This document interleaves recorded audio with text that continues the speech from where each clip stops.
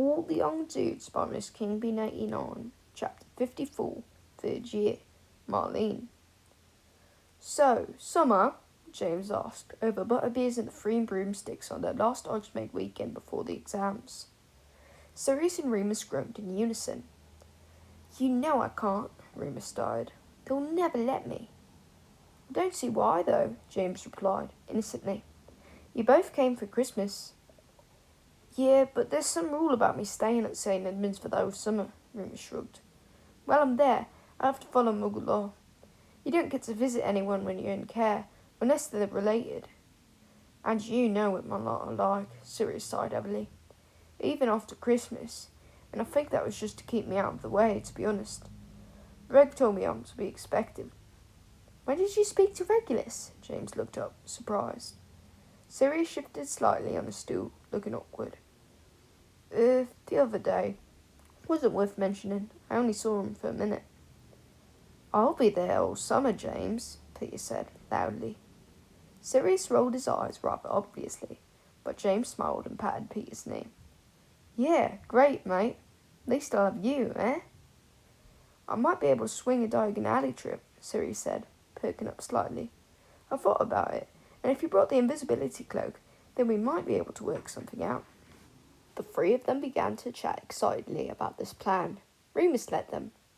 Ever since he'd put a stop to the Animagus initiative, the Marauders had been a bit of a loose end. They needed something to use their creative energy on, and it generally had to be at least mildly legal. Mooney, James said suddenly. Where is St. Edmund's exactly? Epping Forest, Remus replied promptly. Why? We could always come and visit you. No! Remus said this with such forcefulness that Sirius and Peter said snapped up alarmed. Remus swallowed dryly. Just don't, okay? It's a bad idea. His insides churned. The humiliation he would feel when his friends saw how he lived, where he came from. It would be too much to bear. What would they say when they saw his dull grey Muggle clothes, or the other boys' rough faces and hard knuckles, the concrete blocks and the splintering porking tables and the scrubby patch of grass out front? They would pity him. All right, he said, hurriedly, hoping to allay them. And you lot can tell me everything you get up to. Hopefully I can come to yours again at Christmas pie. You might not, Sirius said, suddenly. Full moon's on the 29th this December. Remus looked at him oddly. He prided himself in having an excellent memory, but Sirius took the cake when it came to moon cycles. James laughed. How come you've memorised every bloody full moon to a 50, but you can't get above an acceptable in astronomy? Some things are important to remember, some things aren't, Sirius shrugged, draining his tankard. And messing up the constellations really annoys my parents. So, mid-May 1974. Remus yawned and closed his book. He'd done plenty, more than enough. Too much if you would ask Sirius. But then, it was all very well if you were lucky enough to have wealthy dead relatives. Someone with Remus's prospects couldn't afford to slack off. The library was open for extended hours during the exam period, but even so, it was almost closing time, with only a few older students left behind, blinking sleepily at the texts. Lily, Mary and Marlene had gone to bed at least an hour ago, or Remus thought so anyway. The days had become very repetitive in the lead up to the end of the term, and time no longer truly felt linear. He hadn't even been outside in days. Warily, he stood up, rubbing his eyes, and carried a pile of books back towards the study of magical creatures shelves. He found that he could stay on Pince's good side if he tidied up after himself, and it wasn't much effort. He liked being in the library late. It was nice and quiet. Growing up in a boys' home and sharing a bedroom with the Marauders had given Remus precious few opportunities for peace and quiet. As he turned around the final row of stacks, he caught a sight of a small figure slumped at the end, fast asleep over a little single desk. Tiptoeing forward, he recognised the fan of blonde hair sprayed over the pages on an open book. Marlene, he whispered as he got closer. Marlene! He tapped her shoulder gently. She jumped violently, fast enough to give Remus whiplash, then stared about with confused, bleary eyes. Remus? You fell asleep, he explained, keeping his voice low. Library's closing soon. Oh no! She looked distraught, gazing down at her parchment, which was blank.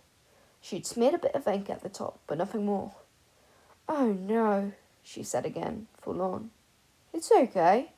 Remus tried to cheer her up. You obviously needed the rest, eh? Still some time before exams start. I've got so much revision to do. Can't remember anything about Krups, can you? Come on, Remus dodged the question. We'd better go or Pince will be after us. Marlene nodded dazedly and got up, letting him lead her out the maze of the bookshelves. As they left, she began muttering to herself.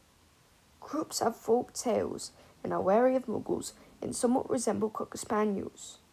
Jack Russells, Remus corrected, without thinking. What? Really? Are you sure? The girl grabbed his arm, unreasonably panicked by this information. Yeah, Remus said, reeling back, unable to get away from Marlene's vice-like grip. Of course you're sure, she said woefully, finally letting him go. You're the best in the class. You're very good too, Remus began, but stopped. Marlene's face crumpled and she burst into tears. I can't do it. I'm going to feel everything, she wailed loudly. A group of Slytherins passing by snickered at her before Remus pointed his wand menacingly at them. Marlene, still weeping, threw herself at Remus, arms around his neck as she sobbed onto his shoulder. Taken aback, Remus tried to pat her gently as her tiny body shook against him. He'd never been hugged by a girl before, except James's mum, and that was hardly the same thing. He didn't like it. His shoulder was getting wet. Marlene was completely oblivious to his awkwardness, however. I'm so rubbish, she sniffed. I'll mess up everything. I'm never going to be good as Danny or Mum, or you, or Lily. You're better than Marriott. But Mary's got a boyfriend and everyone fancies her and no one likes me. She cried even harder. At this point, Remus decided that he was definitely in over his head. He batted her awkwardly once more and said, go and get Lily, shall I? No, it's okay. Marlene pulled away, still sniffling. Her usually pale face was now red and blotchy, her grey eyes still glistening. I'll just go and wash my face. She gestured towards the nearest girl's loos. Will you wait for me? Okay.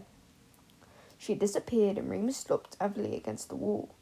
He now found himself carrying both of their book bags, and his shoulders ached under the weight. What might the others do in this situation? James would be chivalrous, obviously. He'd probably have known exactly what to say to stop her from crying. Peter would never get himself into the situation in the first place. Sirius. Well, Remus thought Sirius was probably as bad as he was, actually. He wasn't good with emotions. Could barely manage his own. Still, Remus knew that the right thing was to wait and walk her back to the common room. So he did. It wasn't that Remus didn't feel sympathetic towards Marlene. The pressure on everyone felt enormous. He could hardly ignore it. It was more Remus's general distaste for whining. And of course he'd never liked being around people who cried. It made him nervous. Marlene looked much better when she came back out of the bathroom. A bit flushed, but at least she was calm. Sorry, she smiled at him shyly. I feel silly. It's okay, Remus shrugged. He wondered if he could give her back her bag now. His arm really hurt and his dodgy knee was playing up. Never mind his hip. No, probably not. Not a very James thing to do. Make a girl carry her own stuff. She didn't offer to take it back either. Luckily, they weren't too far from Gryffindor Tower. I am being silly, she said, as they walked. I know I am. My stepdad hates it when I get wound up. Says I wind him up. Then Mom gets the worst of it. Danny says I need to toughen up and stop acting like a baby, but... Who's Danny? Remus asked, a bit lost. My brother, she sounded surprised. I'm sure I've mentioned him. He's a beater for the Trinity Cannons. Oh, right. Yeah, I did know that, Remus nodded. Must be why you're so good. I'm not as good as Danny. Well, Remus tried to shrug under the weight of his books. You're only 14. Bet your brother wasn't as good at 14. You beat Sirius, and he's really good. Do you really think so? Yeah, Remus replied, casually. Obviously. Gryffindor won the cup again this year, didn't they? Because of James. Yeah, well, James is mental. You don't want to be like James. You won't tell Mary what I said, will you? Nope. He'd already forgotten what she'd said about Mary, to be honest. She's my best friend, Marlene sniffed. And I'm not jealous of her or anything. She's just, well, she likes to show off, you know. She's so funny and chatty and everything. Sometimes I feel a bit... I mean, she's already been out with Sirius. Now she's got that muggle boyfriend. And I think Professor Ferox likes her more than me. He's a teacher, Remus said. He likes everyone the same. Anyway, you're funny. James is always going on about how you get everyone laughing at Quidditch practice. Really? She seemed to flush again at this news. What about Sirius? Does he think I'm funny? Yeah, obviously, Remus nodded, pleased that she was finally smiling again. We all do. Your impression of McGonagall is the best. This seemed to satisfy her, and by the time they'd reached the common room, Marlene looked positively cheerful. I'll help you with Crubs if you want, Remus said, as they climbed through the portfolio. We can do it tomorrow at lunch. Thanks, Remus. Marlene wrapped her arms around him again in a quick hug. She took her books and headed upstairs to her dorm room. Remus let out another sigh, sagging slightly with relief. Why did this always happen to him? Maybe he needed to start being meaner. Behind him, someone wolfed so loudly. He didn't need to turn around to know who it was. Here he comes. Look out, ladies. Gryffindor's #1 heartthrob coming through. Sirius crowed as Remus went over to join his friends by the fire.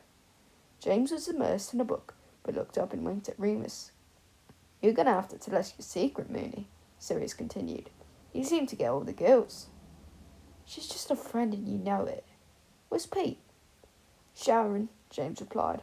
Peeves attacked him with a jug of yesterday's custard. Ugh. Yep, that's the sound he made, James smirked, returning to his book. Thank Merlin you're back, Sirius addressed Remus. James has been so boring today. I'm revising, James said calmly, turning a page.